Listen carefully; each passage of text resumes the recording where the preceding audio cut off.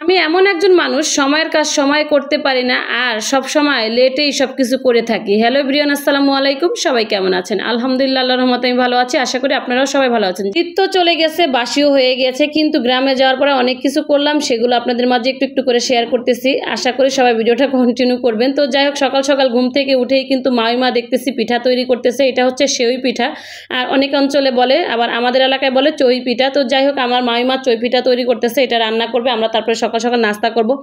তো সবাই কিন্তু হাত মুখ ধুয়ে তারপরে সকাল সকাল কিন্তু চই পিঠা দিয়ে নাস্তা সেরে নিয়েছে। নাস্তা সেরে তারপরে ঈদের দ্বিতীয় দিন কিন্তু আমার বোনের বাসায় হচ্ছে তার শ্বশুরবাড়ির সবাইকে দাওয়াত দিয়েছে, এবং কি আমরা সবাই যেহেতু একসাথে হয়েছি, তো দুপুরবেলা সবাইকে একসাথে খাওয়ানো হবে।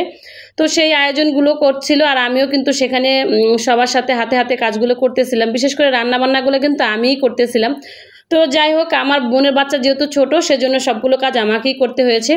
তো এখানে কিছু আপনার হচ্ছে গলদা চিংড়ি মাছ ভাজা হয়েছে। এই গলদা চিংড়ি মাছগুলোকে ভেজে তারপরে ভুনা করা হয়েছে।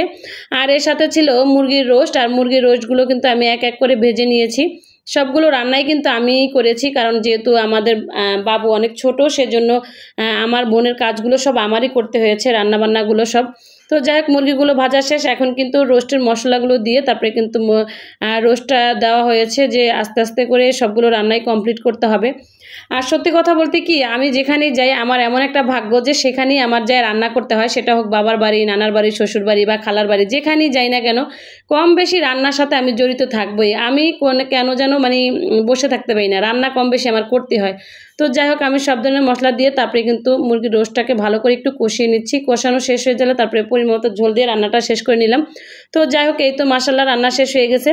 আরেকটা কথা আপনাদের মাঝে শেয়ার করি, এই প্রথম মনে হয় এত দুধ দিয়ে পোলাও করা হয়েছে। গ্রামের বাড়িতে আমি কখনো পোলাও করি না, পোলাও জিনিসটা সবাই মুরব্বিরাই করে। তো যাই হোক, আমি কেন জানি মাটির চুলায় পোলাওটা করতে পারি না। করতে গেলেই আমার যেন মানে হয় পোলাওটা নরম হয়ে যাবে, না শক্ত হয়ে যাবে, নয় হয়তো দেখা গেছে ভর্তা হয়ে যাবে, এরকম কিছু একটা।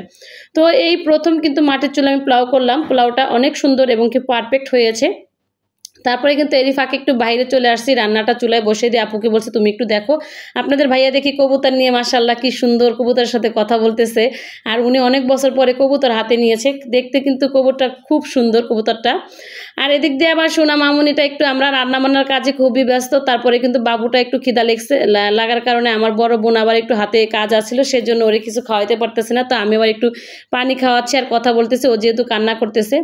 সব ধরনের রান্নাবান্নাগুলো চলতেছে। আবার এদিক দিয়ে আমার মেয়েরা কিন্তু, আমার বড় বোন বলছে আম্মু যাও তো একটু মুরগিগুলোকে খাবার দিয়ে আসো। তো ওরা কি করলো, মুরগিগুলোকে খাবার দিতে যায় সমস্ত মুরগিগুলোকে এমন পরিমাণে মানে ধাওয়া দিয়েছে যে ও মুরগিগুলো ওদেরকে দেখে প্রচুর ভয় পেয়েছে। আবার আমার মেয়েরাও কিন্তু প্রচুর ভয় পেয়েছে মুরগিগুলো দেখে, মানে ওদের দিকে তাকায় তাকায় আসতেছে তেরে তেরে।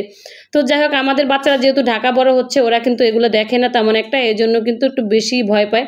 তো মুরগিগুলোকে দেখে আমার মেয়ে বলতেছে আম্মু অনেক ভালো লাগতেছে, গ্রামে মুরগি পোষাটা কিন্তু খুবই একটা খুব আনন্দের একটা ব্যাপার। আমি যারা করে তারা আবার কিন্তু পালতে চায় না। তোমরা তো 2-1 দিনের জন্য আসছো, এই জন্য কিন্তু মুরগিগুলোকে দেখতে খুব পছন্দ হচ্ছে এবং কি ভালো লাগতেছে।